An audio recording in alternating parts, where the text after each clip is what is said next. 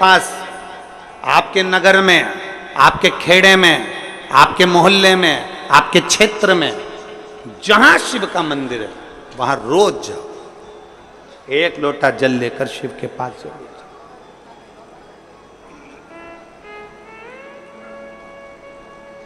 उसके दरवाजे तक जरूर पहुंचो।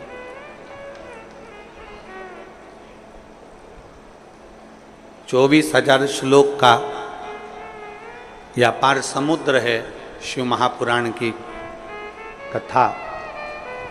12 संहिताओं में इसको बांट दिया गया है और 24,000 श्लोक की इस अपार समुद्र में से आप और हम बैठकर केवल 1-2 मोती निकाल पाएंगे, और उस मोती को भी अगर हमने अपने पास में रख लिया तो समझ लो कि हमारी जिंदगी सार्थक हो। ज्यादा हम नहीं निकाल पाए। शिव महापुराण में से मात्र 1-2 मोती, 7 दिन की कथा में से हमको वो अनमोल मोती निकालना है। वो मोती हमारी जिंदगी की सार्थकता को उत्पन्न करे। और जिसने 2 मोती निकाल लिए उसका जीवन सार्थक।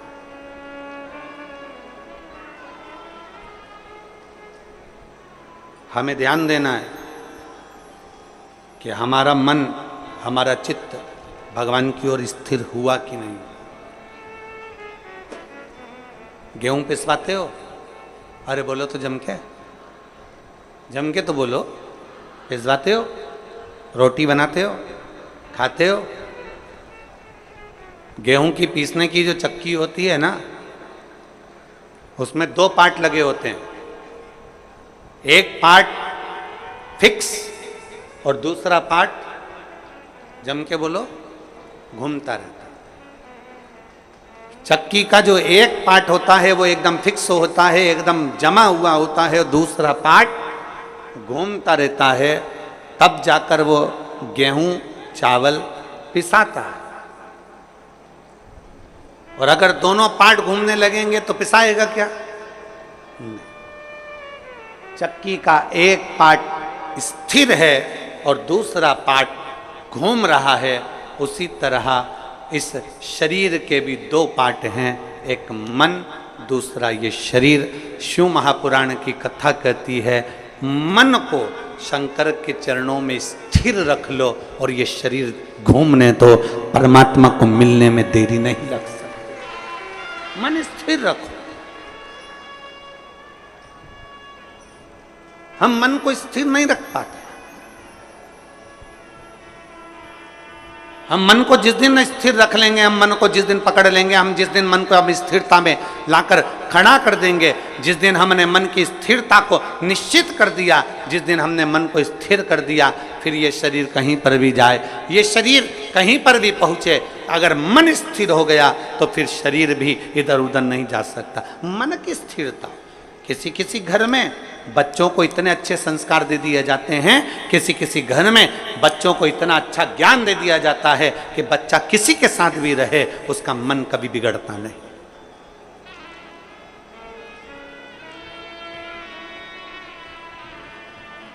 वो बच्चा कभी नहीं बिगड़ता। कितनी सुंदर बात कही है।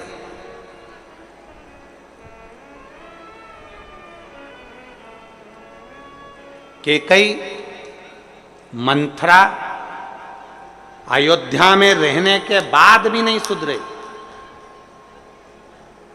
और वो विभीषण रावण की लंका में रहने के बाद भी बिगड़ा नहीं है। नहीं बिगड़ा।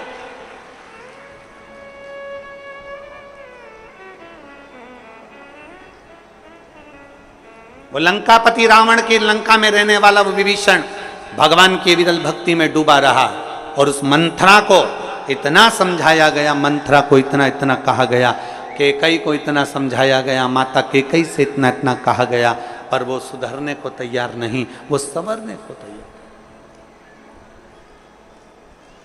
अपने मन को स्थिर बनाओ।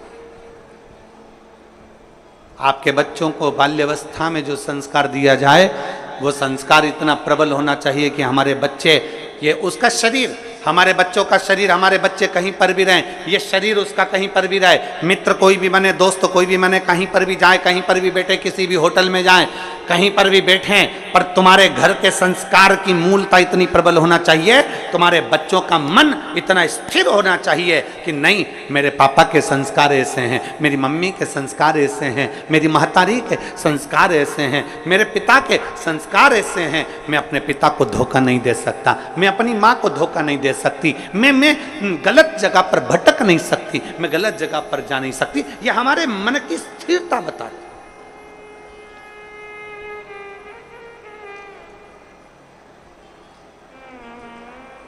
आज का जो माहौल चल रहा है ना,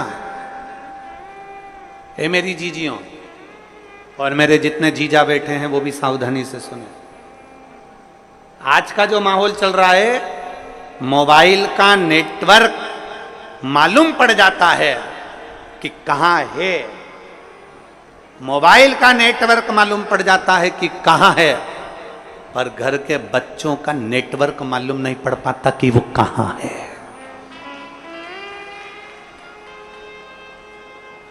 हमारे बेटे का नेटवर्क कहां चल रहा है, हमारी बेटी का नेटवर्क कहां चल रहा है, हमारी बेटा का नेटवर्क कहां तक है, हमारी बेटी का नेटवर्क कहां तक है, हमारे बच्चों का नेटवर्क कहां तक है, किसकी संगत में, कौन दोस्त, कौन सहेली, कहां जा रही है, कहां ले जा रही है, कहां बैठ रही है।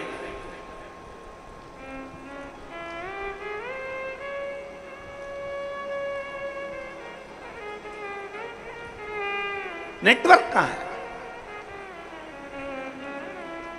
गुरु नानक देव जी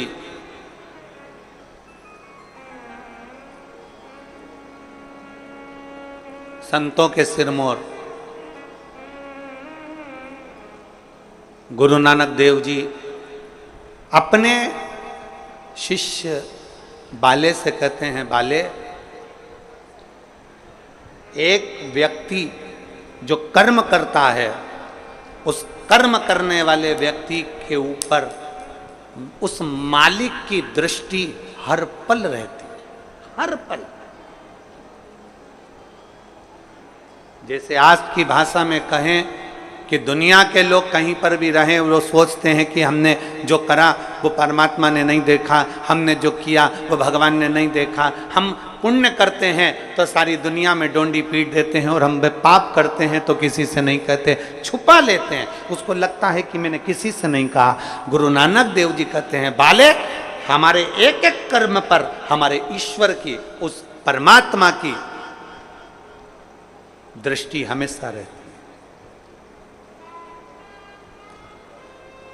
मोबाइल का नेटवर्क मालूम पड़ सकता है कि कहां है, पर आज के बच्चों का नेटवर्क मालूम नहीं पड़ पाता कि बच्चे कहां, किससे बात कर रहे हैं, मोबाइल में किससे चैटिंग कर रहे हैं, किससे बात की जा रही है, कौन है, कौन सहेली है, कौन दोस्त है, कौन व्यक्ति कैसा है, उसको नहीं मालूम पड़ता।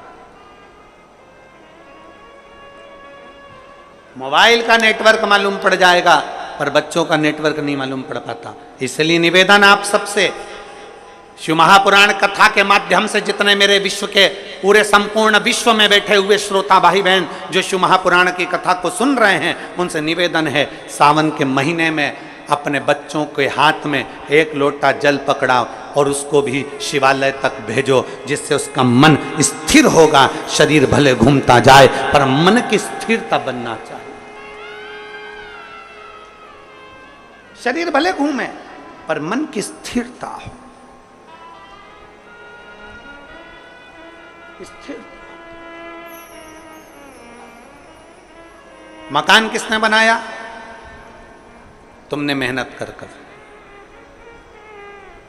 घर बनाया तुमने मेहनत कर कर, एक एक रुपया जोड़कर तुमने महल बनाया, नगर बसाया, मकान बनाया, घर बनाया, परिवार बनाया, पत्नी का half set, full set, sofa set, सब कुछ घर में ला कर दिया, डिनर सेट, सब कुछ दिया।